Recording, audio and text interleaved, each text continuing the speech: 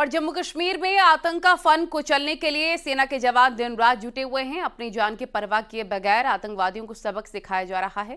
सेना के एक्शन से बौखलाए आतंकी सिर्फ हथियारों से ही ये जंग नहीं लड़ रहे हैं, बल्कि उन्होंने नार्को टेररिज्म का जाल भी फैला रखा है।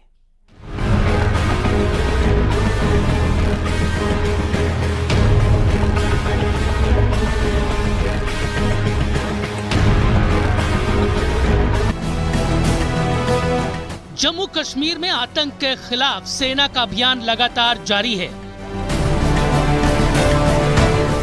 आतंक के नेटवर्क पर कार्रवाई हो रही है। आतंकियों के मददगारों की गिरफ्तारी हो रही है और आतंकियों तक आर्थिक मदद पहुंचाने वाले संसाधनों पर शिकंजा कसा जा रहा है। इसके बावजूद जम्मू कश्मीर में चुनौतियां बनी हुई हैं।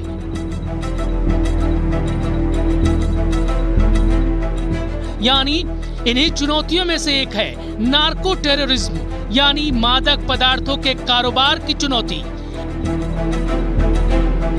आज न्यूज़ 18 इंडिया उस सोर्स का पर्दाफाश करने वाला है जहां से जम्मू कश्मीर तक नशीले पदार्थों का जहर फैलाया जा रहा है। और इस खबर की तलाश ने हमें पाकिस्तान की सीमा से सटे कुपवाड़ा तक पहुंचा दिया। यहाँ कुछ दिन बिताने के बाद हमारे सामने जो कुछ आया उसने हमारी पूरी टीम को सन्न कर दिया। और ये इसलिए हुआ क्योंकि हम ओवरग्राउंड वर्कर्स के एक एक्टिव नेटवर्क से संपर्क साधने में कामयाब रहे। पहले तो इस नेटवर्क से जुड़े लोगों ने हमसे बातचीत करने से मना कर दिया, लेकिन काफी देर तक समझाने के बाद उनमें से एक ने राज उगलने के लिए हामी भर दी। इस शख्स ने नार्को टेररिज्म और उसके पूरे नेक्सस की कहानी बताई। ये एक तंगडार की बात नहीं है, ये पूरे जम्मू कश्मीर सब की बात है। पौंछ, रजौरी, डोडा, किश्तवाड़, जगह जगह की बात है सर। ये जब इधर से गए, ये पाकिस्तान विजिट पे गए, उनके फोन नंबर वगैरह ये वो लटम पटम ने ला के रखा अपना सब कुछ। अब इनका तालमेल इधर से हो रहा है। अब उधर से वो अपने डायरेक्शन दिखाते हैं कि फलानी जगह, वो जो लोग यहाँ से गए हुए हैं उन लोगों को हर जगह का पता है, हर जंगल का पता है, हर वो बॉर्डर का पता है, किस बॉर्डर में किस जगह में हमें क्या करना है। फिर वो लाते हैं वहाँ पे, वहाँ लाकर फिर भेजते हैं इनको, ये लाते हैं सीधा इधर।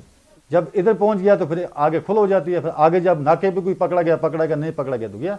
उधर तो फेंसिंग है ही नहीं है सर, उस पार फेंसिंग नहीं है, फेंसिंग इसी पार है। उस साइड जो गाँव है ये उन गांवों में पहले आती है, फिर उन गांवों से फिर शिफ्ट होती है, समझो फेंसिंग से इस साइड।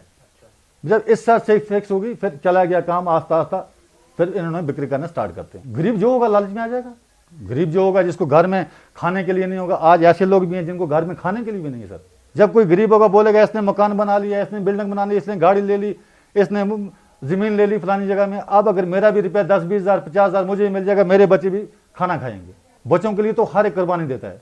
ग्रेनेड आते हैं, हथियार आते हैं, वो पता नहीं क्या बोलते हैं, AK-47 पता नहीं क्या बोलते हैं, वो आती हैं, मैगजीनें आती हैं, गोलियां आती हैं, बारूद आते हैं, तो ये बिक्री करते हैं।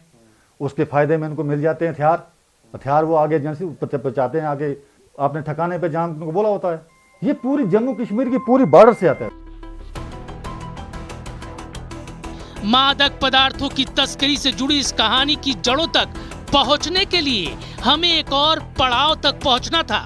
ये पड़ाव था पुंछ। यहां हमने अपने एक सूत्र से संपर्क किया जिसने हमें नाम न बताने की शर्त पर ओवरग्राउंड वर्कर्स के दावों का पूरा सच बयान किया।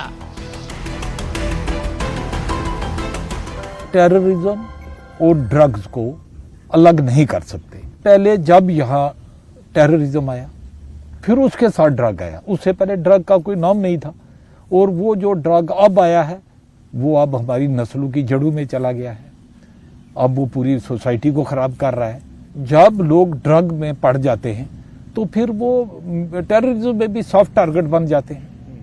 ड्रग जितना है ये क्रॉस बॉर्डर हो रहा है, हमारे बॉर्डर से आ रहा है, हमारा पड़ोसी मुल्क भेज रहा है, और मिलिटेंसी जो है वो भी वही भेज रहा है। तो पीछे से भी ये जुड़ा है। तो ये तो है ना कि फिर वो उसी रास्ते से आ रहा है, बॉर्डर के सटे इलाकों से लोगों का हो सकता है आपस में वो लिंक तो है ना। यानी पाकिस्तान की तरफ से नार्को टेररिज्म के जरिए भी नुकसान पहुंचाने की लगातार कोशिश की जा रही है। इस बात का पता ऐसे भी चलता है कि सरहदी इलाकों से कई बार ड्रोन और करोड़ों के ड्रग्स बरामद हो चुके हैं।